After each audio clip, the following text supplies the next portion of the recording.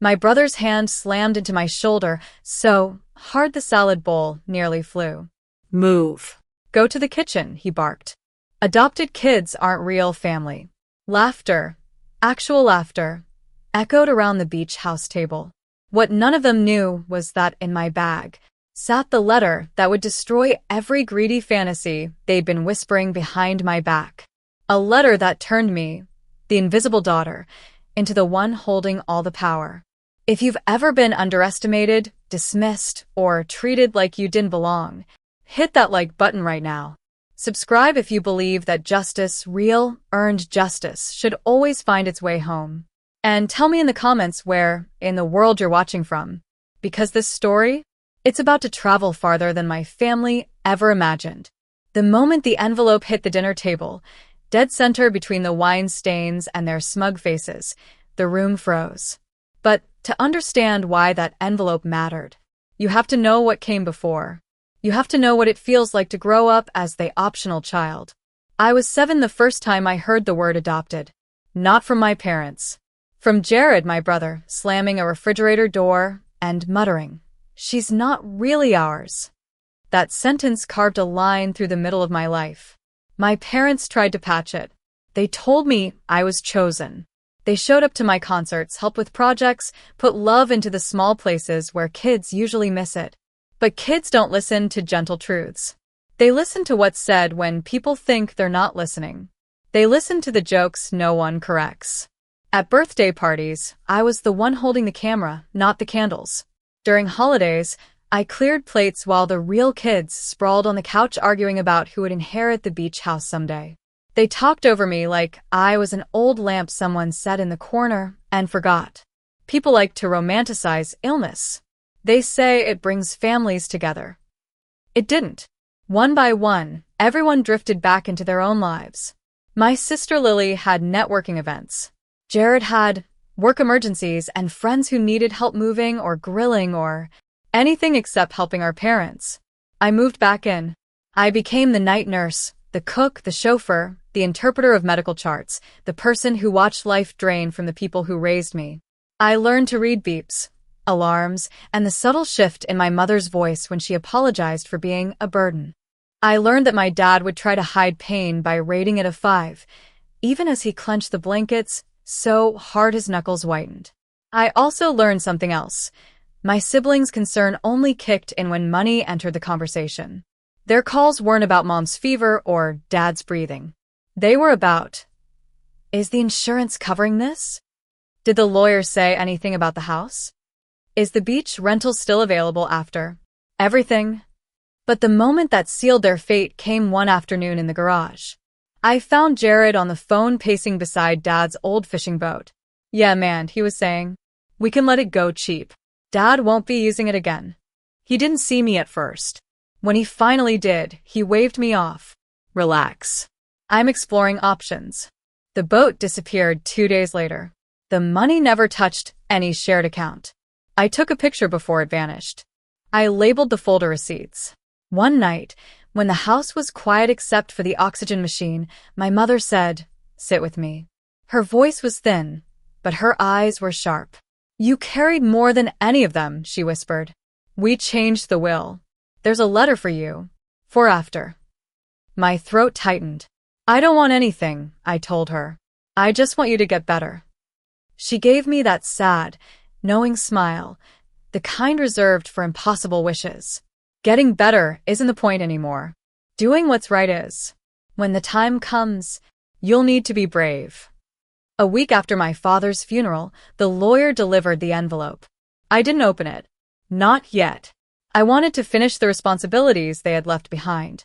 Closing accounts, canceling appointments, ignoring my siblings' frantic messages that sounded less like grief and more like panic. When I finally read the letter, my hands shook. Not from fear, from the weight of the truth they had entrusted to me. The letter wasn't a goodbye. It was a verdict. The funeral should have been about grief. Instead, it became a stage. Jared shook hands, adopting the perfect solemn expression. Lily hovered with tissues, producing perfectly timed tears. People said, "They're handling it so well." but I saw what no one else did. I saw the tightness in Jared's jaw every time someone mentioned medical bills.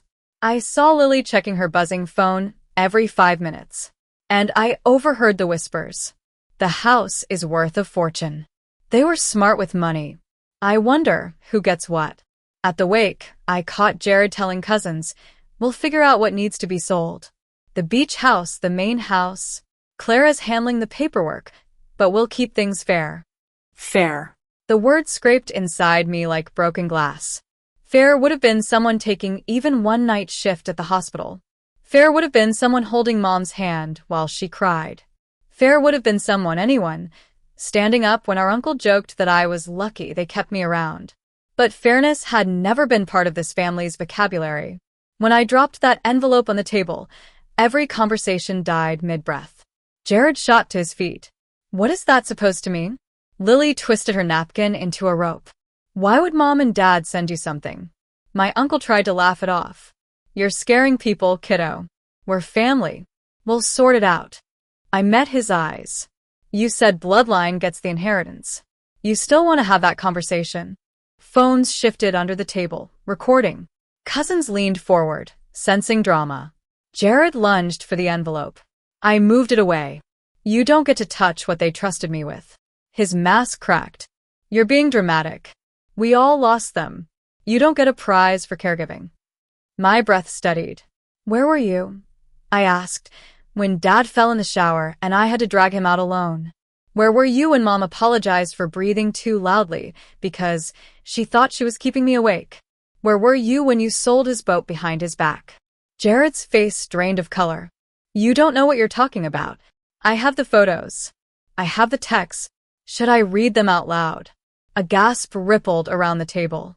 Lily whispered, "Clara, please. People are watching." I nodded. "Good." Then I played the voice memo. My mother's tired voice filled the room. "If you're hearing this, it means we weren't brave enough to say this out loud. Clara, you are the one who stayed. Don't let them make you feel small for that. We know what each of you has done." Jared surged forward, but 2 cousins held him back. No one wanted to miss the rest. The next morning, the lawyer's office was a battlefield dressed in beige carpeting. He opened the will. "Your parents originally divided the estate equally," he began. "But after their diagnosis, they updated it. They felt the original division no longer reflected the reality of your family dynamics." He read on. "To our children, we love you all. But love does not erase actions, and actions have consequences." The room went still. Clara is to receive the family home, the beach house, all investment accounts, and the majority of liquid assets. Jared slammed the table. "This is insane. We're their blood." The lawyer didn't blink. "There is an addendum. To our biological children, you will each receive a modest trust only if you complete a set number of caregiving community service hours over 3 years and participate as board members in the foundation Clara will create in our name." Silence. Then rage. "Wait. Work for our inheritance? Changing bedpans?" Jared barked. "They watched me do it for free," I said gently. The lawyer continued. "They also left notes regarding items sold without permission. Specifically, the fishing boat." Jared froze. "Any such advances," the lawyer read, "are considered final. Translation: the boat money? That's all he gets, unless he works." My uncle leaned in, whispering, "We can challenge this. Claim undue influence." I smiled. "Go ahead. Then the recordings, the texts, the nurses, all of it becomes public record." For the first time, Jared looked afraid. "This is blackmail." "No," I said softly. "This is consequences." The beach house became mine. The foundation launched. We provided therapy, respite care, and legal support for caregivers, people who lived versions of my story every day. Board seats sat empty. For a while. Then one month, Jared walked in. Suit wrinkled. Eyes tired. "Is the seat still open?" he asked.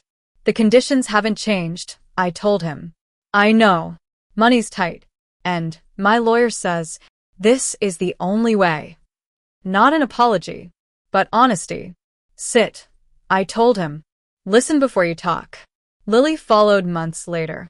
She cried after her first volunteer shift. Not pretty, performative tears. Real ones. I didn't gloat. I let reality do the teaching.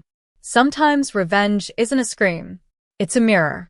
One evening, standing on the beach house deck, I realized something. I hadn't just inherited property. I inherited the truth. My parents hadn't rewarded blood. They had rewarded love, effort, presence, courage, and they trusted me to carry it forward. Justice isn't always about someone losing everything. Sometimes it's about forcing people to face their own reflection and finally tell the truth about who they were when it mattered. #outro If you felt even one spark of satisfaction hearing how this unfolded, hit that like button. Subscribe for more stories where justice isn't just delivered, it's designed. And tell me in the comments, should inheritance be based on bloodline or on who actually showed up? I'll be reading every comment.